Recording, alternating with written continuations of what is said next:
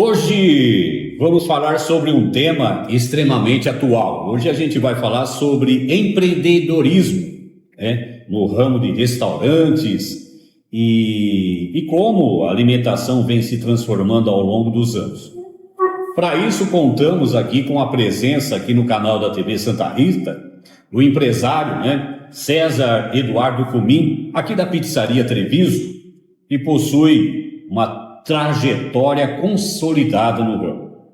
César, muito obrigado por nos receber aqui e estar cedendo essa entrevista para saber um pouquinho sobre esse assunto que é empreendedorismo, empreender. É isso mesmo, é um prazer, Carlinhos, estar aqui com você, com Calunga, Adriana, e realmente eu fico muito feliz de poder dar uma contribuição como economista, né, e empreendedor há quase 20 anos, né, que eu sou aqui do restaurante Pizzaria Treviso, aqui em Santa Rita, e eu acho que esse tema é um tema que está assim, às vezes um pouco por detrás, mas ele é um tema super importante e super atual, né, que é empreender no Brasil e empreender aí também no ramo de alimentação, né? Muito bem. Ô César, bom, podemos começar aqui pela base, o que significa empreender no Brasil? Então, empreender, Carlinhos, no Brasil hoje em dia a gente costuma dizer, né, entre nós economistas ou entre nós empresários, que empreender no Brasil é você ser o herói da situação, porque para sobreviver numa situação dessa, a gente sempre foi difícil, né? Sim. Você ser um empreendedor em qualquer lugar que você esteja, mas no Brasil ainda tem muita coisa a mais, né? Uma dificuldade a mais. Muita dificuldade. Então, para você empreender no Brasil, você tem que ser estratégico. Você tem que ter objetivos, fazer um business planning da situação.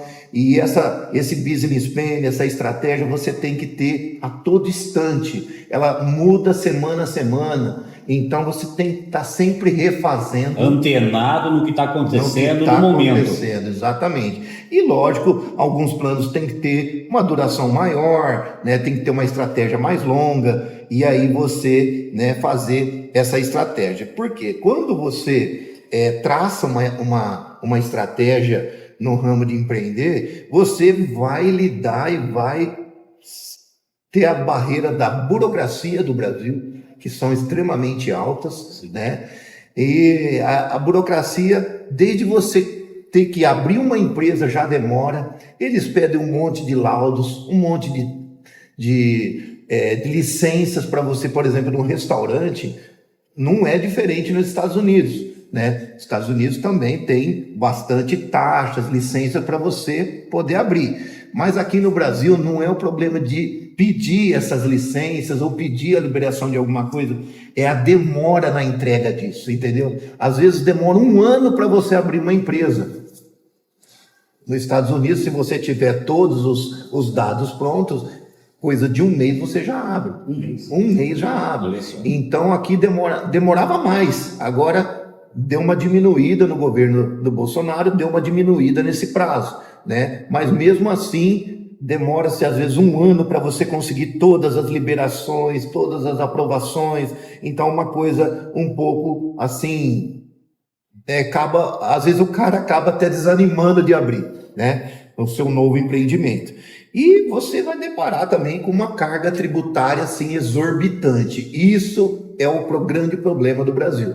Então, impostos muito elevados, né? Se cobra-se tudo. Por exemplo, uma coisa que está super atual agora é algo que foi começado a cobrar no final do ano passado, foi, por exemplo, a taxa das blusinhas, né? Taxa das blusinhas? Taxa das blusinhas. O que significa isso? Taxa das blusinhas, o pessoal cobrava uma taxa daquele pessoal que fazia a importação ou venda online de blusas, daquele pessoal que vende na internet, entendeu? Em plataformas e tal.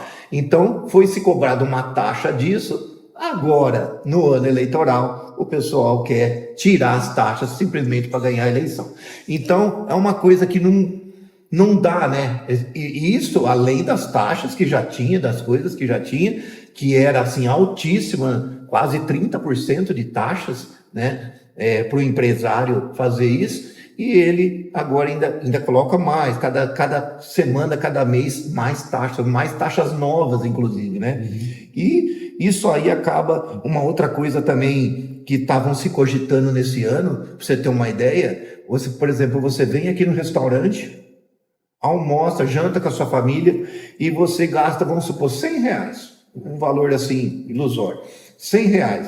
Aí, nesses R$100, a hora que você vai pagar, você paga os R$100, mas na verdade o empresário ali na hora recebe 70 só. Só 70? Na hora. R$30? 30 já vai direto para o governo. Olha só. Então, assim, isso não... Naquele momento ali. Naquele momento, coisa que você poderia fazer essa... Vamos supor, você tem um prazo, né, para você pegar e fazer a contribuição para o governo no final do mês, né, tudo certinho. Agora não. Agora eles querem fazer um tipo de tributação que é online. Passou o cartão, já vai direto... O cartão já vai direto para o governo. Aí o que faz? O empresário vai fazer o quê? Ele vai aumentar esse preço. Ele vai colocar esses 30% a mais. Mas em contrapartida, o que acontece? Se a situação econômica, se a estabilidade econômica já não está ajudando, o que ele vai fazer? Ele aumenta, cai mais as vendas ainda. Cai mais as vendas ainda, demite mais. Então, quer dizer, é uma bola de neve, né, contra o empreendedor, essas carga tributária abusiva, né? Uma outra coisa importante, Carlinhos, que vale a pena salientar, é o acesso ao crédito. Como ele já está nessa dificuldade tributária, o que ele vai fazer? O acesso ao crédito do empreendedor, ele deve ser destinado exclusivamente para o capital de giro, né, para o fluxo de capital, né, e também, né, para o investimento. Mas aqui não. Ele vai querer ter acesso ao crédito para pagar contas atrasadas, dívidas. Então, o que acontece?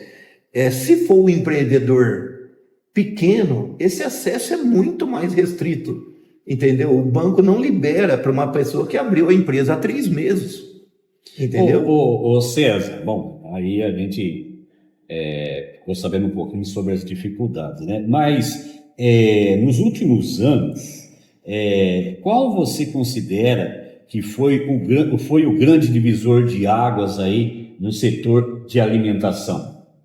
Então, aí só terminando aquela lá, né, que você estava falando, é que para você viver num ambiente hostil como esse, de instabilidade, você tem que ter muita resiliência e muito planejamento, né? Então aí a gente, né, fecha completamente. Agora, o grande divisor de águas aí que a gente pode observar, né, no ramo de restaurantes, né, é a maior capacidade de adaptação às mudanças. E como eu falei anteriormente, as mudanças são assim, permanentes, entendeu? Dia a dia, semana a semana, você tem que se adaptar. Por exemplo, quando eu adquiri o restaurante em 2007, o restaurante praticamente era à la carte. Só pedidos na mesa, anotados aí pelo garçom, que era muito mais vantajoso, desperdício menor, né? E o valor do prato, ou, né, maior, né? O valor do ticket médio maior. Agora, com o passar dos anos, houve-se a introdução do rodízio. Rodízio começava de terça e domingo, depois começou de quinta e domingo, depois começou de quarta, quinta e domingo, depois quarta, quinta, sexta, até ficar todos os dias, entendeu? Hoje tem rodízios, para você ter uma ideia, todos os dias da semana. As festas, antigamente, festa de casamento, festa de aniversário, qualquer tipo de festa que antigamente tinha, era assim também, tudo à la carte, servido pratos mais sofisticados, capeletes, tudo tal. E hoje a festa é rodízio, cada um está no seu. Ô César, já emendando uma pergunta aqui nesse assunto que você está abordando aí, e como você vê com esse cenário desafiador, que é um desafio, né? Nossa. Como você vê esse cenário desafiador, e muitos empresários ainda continuam abrindo, né, os restaurantes, as pizzarias, os deliveries e também cafés, né? Como você explica esse movimento? Então, a pessoa pode até, né? O empresário, né? Ele tenta, porque ele vê, às vezes, algum empreendimento que está indo bem, ele fala, eu vou também abrir, né? Ele está se dando bem. Oh, está se dando bem, eu vou entrar nesse ramo também, né? Todo mundo tem o direito, com certeza. Tem pessoas, para você ter uma ideia, que saem do CLT, de uma carteira, de uma profissão boa, pede o acerto e vai também para esse ramo. Só que o problema é o seguinte, para você entrar num ramo novo, né, para você sair de funcionário para proprietário, para ser um empreendedor, né, você exige, como a gente falou, de um planejamento muito bom, de uma gestão eficiente, tem que ter um acompanhamento muito legal, porque, que nem fala o Luciano Hang, né, da Van, sim, ele fala que você tem que ser empresário 24 horas por dia, até dormindo. E é verdade. Se você acha que você vai vir aqui, dar uma pincelada e ir embora para casa, esquece. Não é para você nenhum tipo de empreendedor, porque esse ramo é para cachorro grande, né? E você tem que também ter esse controle financeiro, um conhecimento do seu público, você tem que ser uma pessoa conhecida nesse ramo, não é você chegar, você trabalhava com plantas, aí de repente você fala, não, eu vou trabalhar com restaurante. Não dá, é totalmente diferente, não é só praia. Entendeu? Então, você precisa conhecer qual que é o hábito de consumo, o que o pessoal gosta de comer, qual o tipo de prato que sai mais. Não adianta você chegar aqui e colocar uma coisa que não tem nada a ver e ficar batendo em cima, que realmente não vai dar certo.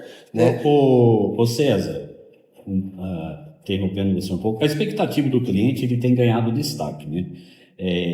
Qual a importância disso aí para o sucesso do negócio? Acho que é um pouquinho disso que você já acabou de falar para nós. Sim, aí, né? Com certeza. A experiência que o cliente tem no local que ele vem, entendeu? É assim, é o que ele leva de propaganda para as outras pessoas. É o boca a boca. É o boca a boca, é o mais importante. Apesar de hoje, né, ter as redes sociais que teve assim um papel fundamental no avanço, né? Mas essa experiência, como a gente fez aqui no restaurante de 2020, mais ou menos, até 2025, até o final de 2025, né? Nós fizemos as apresentações e nós fazíamos shows, né, juntamente com o restaurante, né? Então muitas pessoas vinham para ver o show e acabavam, né, consumindo. Então isso foi o quê? Uma experiência que ele levou para casa, né? Foi tudo uma diferença. Fala, puxa, eu nunca vi uma apresentação tão bacana, shows de mágica, shows de performance, né? Isso aí acabou fazendo uma diferença, né? E isso cria uma identidade do estabelecimento, porque a pessoa fica esperando, o que a Treviso, o que aquele empreendedor vai lançar, entendeu? Então, uma coisa bem bacana, né? E as redes sociais, por exemplo, nós chegamos agora a 10 mil seguidores no Instagram, né? Numa cidade que é a nossa cidade, você sabe, é uma cidade pequena, mas a gente tem uma abrangência regional muito grande. Sim, com certeza. Então, as redes sociais fez um trabalho, assim, muito grande de atrair e fidelizar, né, aos nossos clientes. Bom, você citou aqui sobre essa diversificação, né, que você propor para o cliente, né, esse tipo de cenário, né, agregando um show dentro da sua pizzaria. Eu gostaria que você falasse agora também, César, já aproveitando o gancho aí desse assunto que você acabou de falar, com a Covid, teve todos os empresários de todos os setores se reinventarem. Sim. Aí aonde surgiu o delivery. Sim. Né? Surgiu o delivery. E o que você vê na evolução desse delivery nos últimos anos aí? Olha, você tocou num assunto muito legal nesse tópico, porque quando aconteceu o evento do Covid, que até a gente tem um mérito aí, porque empresas famosíssimas fecharam suas portas, empresas gigantes, né? Você sabe disso? Sim. Todo mundo sabe, o mundo inteiro sabe, e a Treviso sobreviveu a isso, né? Então, como o delivery foi a única opção disponível, ferramenta que né, tinha, que tinha na época, né? Como a pessoa ela teve que se transformar muito rapidamente nessa situação, a Treviso já estava fazendo pizza em dobro antes da Covid. Você já estava Então a gente já, nesse sistema. nosso delivery era um estouro antes da Treviso. Então, quando a gente apareceu da Treviso, a gente já estava no 100. A gente deu um passo para 1000%. Porque a gente já estava uma base pronta, preparado, entendeu? Então, uma base pronta. E isso, né, acabou sendo ajudado, né, pela criação dos aplicativos, o Anota Aí, né, aí o iFood, que já existia na época, também foi mais aprimorado ainda, né, e isso fez com que as empresas alcançassem, né, os seus estabelecimentos alcançassem mais seus clientes, e os seus clientes tiveram um acesso melhor, né, eles conseguiram, né, manter, porque a alimentação, ele é um ramo necessário primeiramente para a sobrevivência, né? E isso é uma coisa que ninguém pode tirar da alimentação. Ô César, eu quero voltar um pouquinho lá no início do nosso bate-papo, fazer uma pergunta aqui, até fora do nosso roteiro aqui. A gente iniciou se falando sobre empreender. No empreender, não é só às vezes você lidar com situações estratégicas, mas também já ver lá na frente. Isso faz parte do empreendedorismo também. Como eu estou te fazendo essa pergunta, porque, como você acabou de falar, quando surgiu o Covid, você já relatou para nós aqui que você já estava com o delivery. Então, quer dizer, não é só o empreender, também tem uma visão futura no negócio, né? Faz parte. Com certeza. A própria, vamos dizer assim, função do economista é prever o futuro. Sim. Né? Não é ser uma cartomante, não, mas ser uma cartomante da economia, vamos dizer, né? O economista, ele sempre vê lá na frente. E até meu signo também é um signo muito futurista, que é o aquariano. Ele é a gente gosta de inovação, novidade. Entendeu? Isso também ajuda. Ajuda muito a você prever esse futuro, né? E o que aconteceu com o caso da pandemia é que a gente já estava avançado já no delivery, porque a gente já via uma tendência de crescimento, né? Então a gente foi aprimorando. Então a gente já tinha, para uma cidade pequena, uma quantidade de motoboy, de aplicativos, disso tudo que ajuda, né? E uma coisa importante da gente salientar é que a gente, nessa época aí, a gente foi realmente testado, sabe? E a gente se superou muito rapidamente. Lógico que a queda do faturamento foi exorbitante, dava para se manter por mais algum tempo, né? E aí, como a Treviso tinha acesso ao crédito, porque a Treviso já tinha um nome há muitos anos, então acesso ao crédito, né, foi fácil para manter o investimento. Então, esse investimento foi usado de uma maneira correta. Ô César, continuando aqui no assunto delivery, eu queria abordar aqui uma pergunta para você. Você acha que o marketing digital, e as plataformas online foram fundamentais aí para o crescimento desse delivery? O que você acha no seu... Com certeza, foi o grande diferencial, né, desse ramo que fez com que o delivery subisse tanto de procura, né? Pela comodidade, o marketing digital tem uma maior visualização do produto, da entrega, da praticidade, do pagamento, né? Então tudo isso facilitou demais. Mas uma coisa importante salientar é que o marketing digital, ele simplesmente acabou com as lojas físicas, né? Então muitas empresas hoje deixaram de existir. Inclusive continua aumentando essa demanda. Continua, né? Por exemplo, você vê aqui no Brasil, na região do Brás, em São Paulo, da 25 de março, simplesmente está acabando. Não tem mais uma loja aberta. Hoje todo mundo... tudo online, é tudo digital, é tudo mais informatizado, então, e os preços são melhores do que você ir na loja física, o deslocamento para ir nessa loja nos grandes centros, tudo isso tem um custo. Mas na seção de restaurante, uma coisa que eu estava conversando com você, que na seção de restaurante isso não valeu. Por quê? Não valeu assim, em termos, né? Sim. Ajudou bastante no próprio delivery do restaurante, tanto que o delivery do restaurante deu um estouro, só que esse produto feito no delivery, ele é feito no próprio restaurante. Exato. Então, ele depende do restaurante estar aberto, depende da loja física estar aberta. E é um produto que é feito na hora. Todo produto feito na hora não é um produto já manufaturado, é um produto pronto. E que você vai lá, vê aquela blusa, vê aquele aparelho de som, vê o ar-condicionado, ele está pronto. Ele é lá, assina a empresa e ele... né? Agora, no ramo de restaurante, isso fez com que também as pessoas viessem também na loja física, viessem ao restaurante para poder comer, porque o cara às vezes quer dar uma variada, puxa, eu quero me distrair, eu quero sair com a família, mudar o ambiente, então eu vou lá no restaurante também para ter a experiência que é feito ao vivo na hora, aquele serviço de servir um vinho diferente, de servir um prato diferente, hoje tem muito isso, né? E então, graças a Deus, no ramo de restaurante isso não foi um ponto negativo.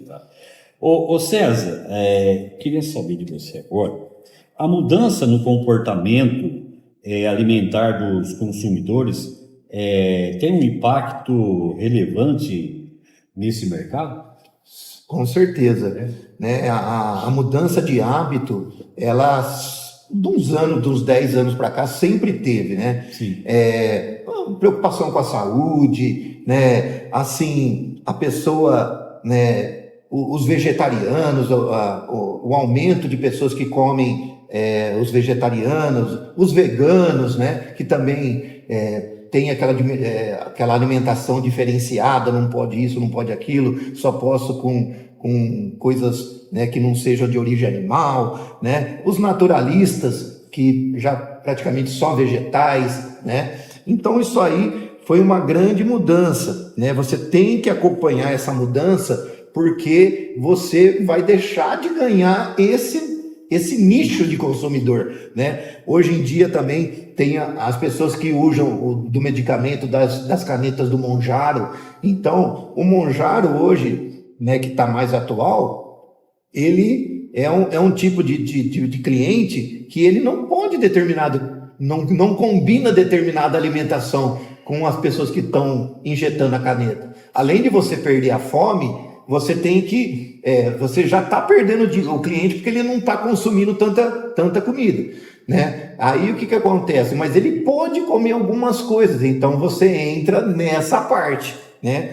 Do pessoal do Monjaro, né? E outra coisa importantíssima também, principalmente no Brasil, com a adaptação do cliente, em que o ticket médio está cada vez menor, nós passamos do à la carte, rodízio, aí do rodízio a gente foi para os pratos rápidos, né? Hoje em dia o cara quer chegar e comer um prato feito, entendeu? Porque é mais econômico, está na correria do dia a dia, o preço mais barato, né? E depois a marmita agora, né? Quentinha, que nem fala aqui no Brasil, né? Também está um ramo que está crescendo muito, por quê?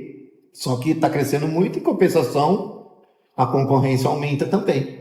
Né? Todo mundo está indo agora fazer marmita. E o nível está caindo tanto pela instabilidade econômica do país, que daqui a pouco, agora, acho que a grande sacada da última hora é o salgadinho. A pessoa almoça um salgadinho. Ah, é? Então é um nível, assim, cada vez mais, e o restaurante tem que entrar nesse nicho. O que está vendendo é salgadinho? Então vende salgadinho. Não adianta você vender presunto Parma hoje, que é 2, 3 que vai comer no mês, entendeu? Por quê? O poder aquisitivo muito baixo, a pessoa está migrando de patamar. Entendi. Ô César, como você já explanou para nós aqui nesse bate-papo, sobre empreender, sobre ver o futuro, prever o futuro, tá lançando coisas novas, ao compartilhar estratégias, conhecimento o seu negócio, né, do negócio, Sim. você não teme a expor demais o seu modelo de trabalho?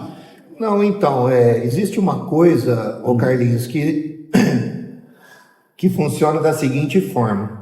Porque vem aí aquela situação que você falou, o César está vendendo, lá está se dando bem, eu vou fazer Vou também. copiar também, né? Isso tem muito, Tem, né? sempre teve, Sempre né? teve. Sempre teve. Às vezes a pessoa vem e trabalha para você, você explica tudo para ela o processo, você treina a pessoa, tudo tal, passa alguns meses a pessoa sai e monta. Aí, infelizmente, não dá certo lá. Por que que acontece isso? E as pessoas não visualiza o que aconteceu. Porque não adianta simplesmente abre a porta e depois fecha a porta e não aprendeu nada com aquilo. Então, o que que acontece? Como dizia, né, o pessoal que fez até a primeira hamburgueria famosa do mundo, McDonald's, né, você consegue copiar o que você está vendo, mas copiar o nome, ninguém copia. Entendeu? Então você pode copiar a pizza de berinjela da Treviso, que é a mais famosa do Brasil, mas ninguém vai ser igual a da Treviso. Por quê? Você não copia o nome. Você não copia a identidade da empresa. Você citando a Treviso, eu quero já entrar numa pergunta já aqui, já para a gente pegar esse gancho. Como é que você avalia a trajetória de quase 20 anos aqui da Treviso? Nossa, a trajetória de 20 anos da Treviso, para mim foi na verdade, a aquisição da Treviso foi uma bênção de Deus, porque quando eu comecei aqui na Treviso, a gente já estava no ramo de alimentação, a minha família já era, né, proprietário de comércio, supermercados, fazendas, essas coisas assim. A gente já trabalhava, inclusive até o Calunga, né, foi nosso colaborador num dos supermercados que a gente teve. E nós já tínhamos o ramo da alimentação na mão, né, no sangue, que nem fala a pessoa, né? E nós, quando adquirimos a Treviso, foi um aprimoramento do que a gente já conhecia, porque o conhecimento dos produtos a gente tinha de outrora, mas a Treviso foi me dando maior know-how a respeito dos pratos, dos produtos, e eu fui me interessando,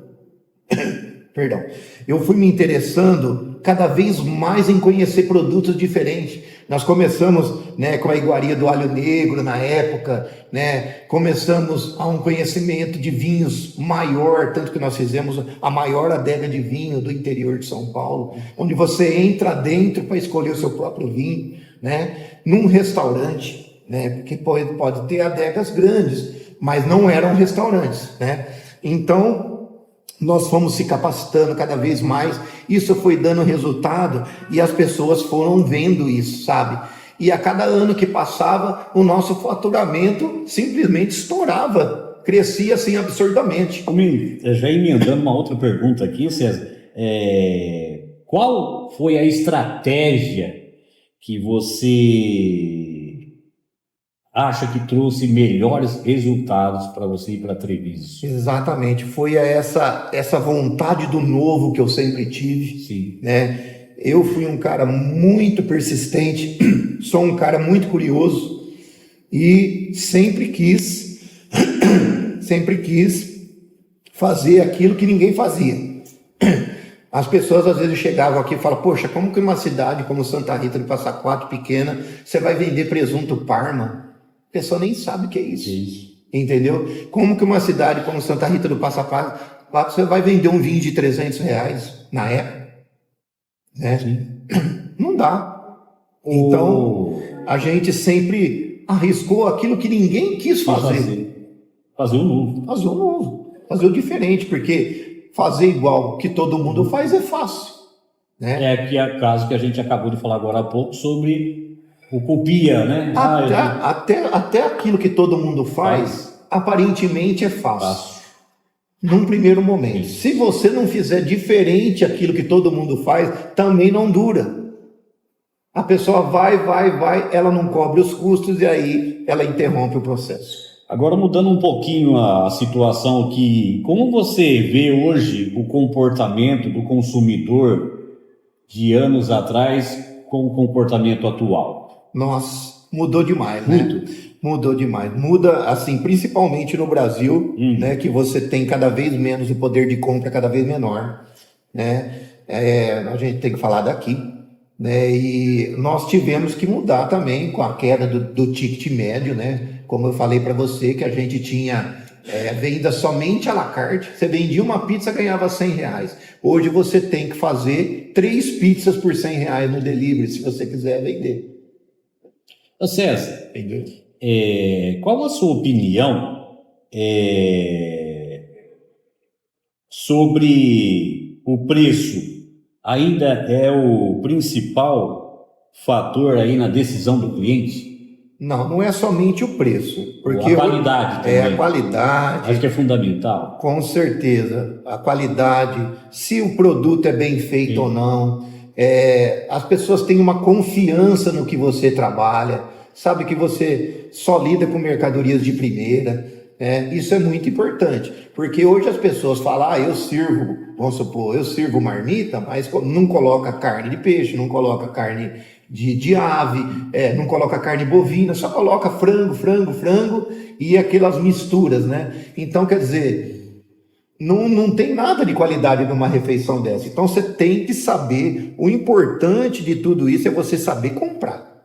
E você ter poder de compra, né? Fala, pode vender para ele mais barato, porque ele honra com os compromissos. Porque aqui no Brasil, muitas pessoas fazem, mas não honram. Sim. Então, você tem que ter uma confiança, desde o fornecedor até o seu cliente final, né? Ô César, a gente começou falando sobre empreendedorismo, né? Na verdade, o nosso bate-papo hoje aqui é sobre empreender. Né? Isso.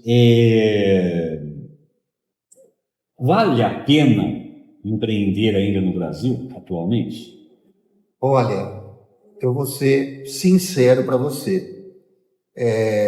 Isso tudo vai depender, assim, da pegada que a pessoa tem hoje. Às vezes a pessoa tem, assim, muitos anos de casa, que nem eu tenho, tal, até mais do que eu, né? E ainda continua empreendendo no país. Só que se você quiser continuar a empreender nesse país, vai precisar mudar muita coisa, porque a maioria das empresas estão indo embora para o Paraguai ou para os Estados Unidos, né? Porque está praticamente inviável você empreender num país como esse, né? Agora, por exemplo, estão se discutindo também esse ano, ainda não tá dado como vencido, mas, por exemplo, a mudança na escala 6x1, que o governo quer implementar, é mais uma derrota do empresário. Não porque ele não quer dar, ele já dá os benefícios necessários. Dá ticket, vale transporte, toda a situação, né, o pagamento, a atualização salarial, tudo que ele pode dar para o empresário. Mas o que acontece? Eles querem mais ainda, achando que isso vai facilitar, mas não vai. A pessoa vai demitir mais ainda. E aí é mais gente na assistência do governo, mais gente na assistência do Bolsa Família, mais gente, praticamente 30% dos empresários tocam o país todo, entendeu? 33% das pessoas estão na assistência do governo e as outras 33% estão aposentadas. Então, 33% que são os empresários tem que tocar o país inteiro, pagar os aposentados, pagar as pessoas que o governo está sustentando.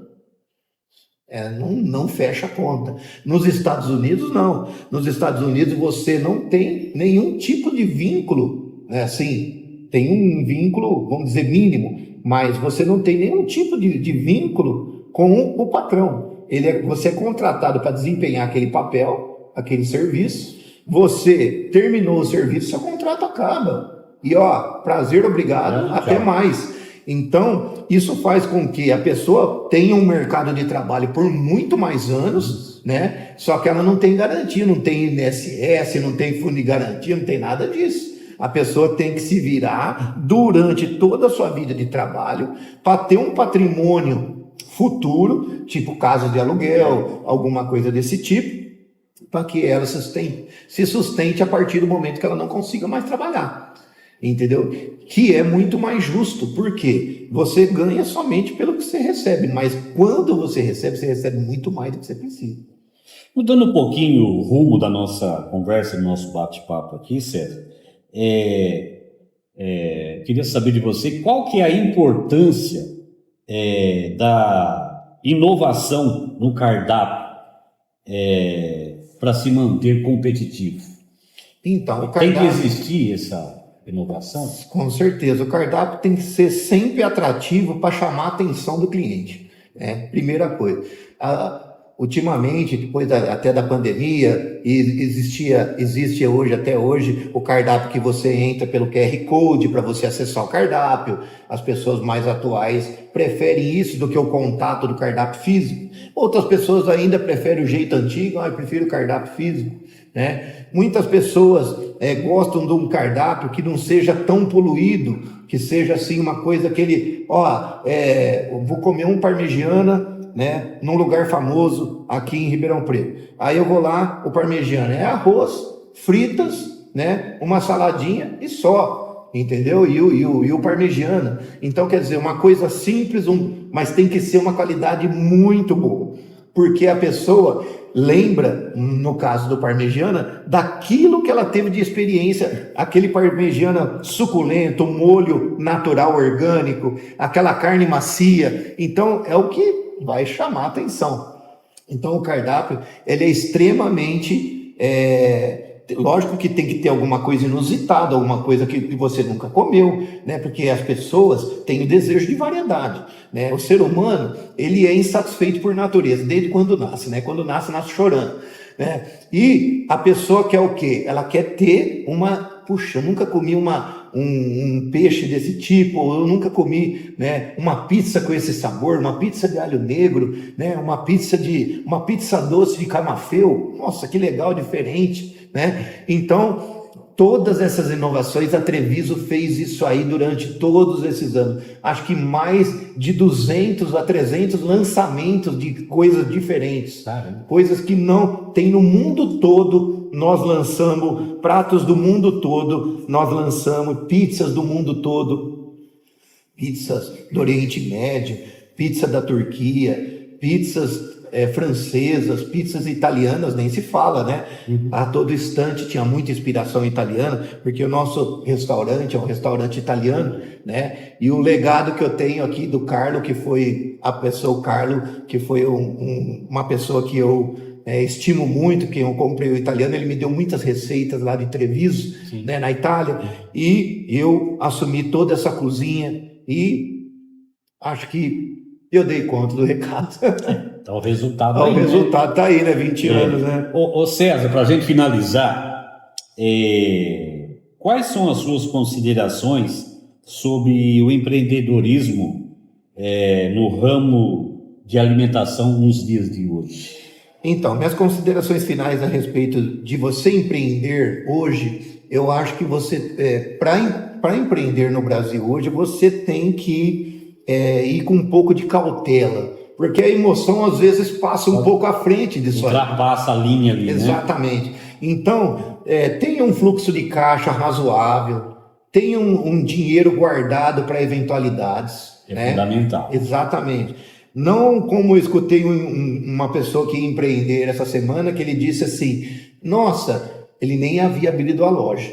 Ele falou assim, nossa, se a gente vender X por mês, nossa, vai dar para a gente viajar para a praia todo ano, todo mês, né? Eu falei, puxa, a pessoa nem recebeu dinheiro e já está pensando em gastá-lo. Então, se você já chegou naquele, puxa, conseguimos vender tanto nesse mês, guarda pelo menos 30% desse valor para eventuais problemas que vão acontecer. Sim. Problemas trabalhistas, problemas do governo, problemas pessoais ali da loja que pode acontecer, um incêndio, uma coisa que você vai ter que dispensar o dinheiro. Como que você abrir uma loja, né? Ou abrir qualquer que seja o empreendimento, naquele momento você não tem nem um mês de loja aberta. Aonde você vai pegar um dinheiro para pagar aquela conta? você vai ficar inadimplente. Aí você vai ficar com uma constante, nome sujo, nome sujo, nome sujo, nome sujo. Quem vai querer, qual banco vai querer emprestar para você? Nenhum banco. Perdeu a credibilidade. Perdeu a credibilidade total. Então vá com cautela, escolha o ramo que você acha que está em alta no momento, né? Escolha um ramo que está ascendendo muito rapidamente, provavelmente um ramo do digital, até um ramo de alimentação, um ramo de cosméticos que sempre esteve em alta. Cosméticos e produtos de beleza sempre esteve em alta, né? Procura, depois que você escolheu o seu ramo, a localização é muito importante, é fundamental. Aí você procurar montar sua empresa da forma mais sustentável que você puder. Quando você monta da forma mais sustentável o seu nível de gastos, né? Seu custo, ele se torna cada vez mais baixo. Hoje em dia não importa muito quanto você ganha, mas em si, enquanto você não gasta. Entendeu? Então, se você hoje tem a sua própria energia fotovoltaica, se você hoje tem a sua própria água, se você tem todos os insumos básicos para o fornecimento, se você tem isso aí de maneira mais gratuita possível, né? E você vai ter um diferencial de compras no futuro. Porque você fala, se você não paga aluguel, se você não paga água, você não paga luz, praticamente o que sobra é líquido seu. Então, assim, procurar a maneira mais sustentável possível, né? E esse sustentável também envolve uma forma de retorno ao começo, sabe? Você vende as suas pizzas ou a sua comida, da sua comida, se você puder utilizar essa comida como um ganho, por exemplo, descarte de óleo, o resto de comida, se você puder reaproveitar essa comida na alimentação de outros animais, que você tenha uma produção fora daqui e depois esse produto volta para aqui novamente. Isso é muito interessante. Eu fazia isso aí quando nós tínhamos o supermercado, né? A gente tinha uma sustentabilidade que retornava, os próprios produtos da fazenda retornavam no supermercado. Então, quer dizer, é um retorno do lucro, né? Sim. Então, é uma coisa bacana. Ô César, eu acho que se a gente ficaria aqui o tempo todo falando sobre empreendedorismo, que está sendo um papo muito gostoso. Sim. E muito válido, né? Sim. E para finalizar aqui, nós da TV Santa Rita, a gente gostaria de te agradecer a sua participação aqui, né? E a sua contribuição aqui no nosso canal, com as suas reflexões, com o seu conhecimento, tão importantes sobre o ramo aí que é de alimentação e de empreender. Muito obrigado aí pela sua participação. Opa, obrigado a você, Carlinhos. E no próximo momento a gente volta a falar de novo, porque foi muito legal esse bate-papo, esses esclarecimentos, né? E vai servir de muita lição para muitas pessoas que estão pensando em empreender. Exatamente, né? Por isso que a gente não esconde, a gente abre a cozinha para quem quiser vir ver o nosso sistema de trabalho, né? Porque acreditando que todas as pessoas podem ter sua própria identidade, ter o seu próprio desenvolver, né? Eu vou desenvolver a minha tecnologia, eu vou desenvolver o meu processo, né? Que isso é muito importante, por isso que a gente abre a todas as pessoas, para contribuir a outros economistas também, aos colegas da PUC de São Paulo, ao pessoal, também os empresários aqui da cidade, os donos de alimentação aqui da cidade também. A gente está aberto a qualquer tipo de informação, a pessoa pode me consultar, né? Porque eu também sou consultor nessa área. Então, eu acredito que eu tenho contribuído aí por 20 anos, espero que agora a gente expanda para outros países aí, estamos com ideia de ir para outros países também. Então, a gente acho que aprendeu muito nesses anos, acho que só o tempo mesmo para qualificar a gente nessa empreitada, né? E agradeço vocês, o pessoal da TV Santa Rita, o Calunga, Adriana, a você, Carlinhos, e a todo o pessoal, né? A todos os nossos clientes da Treviso, né? Sim. Nossos amigos que acompanham a gente.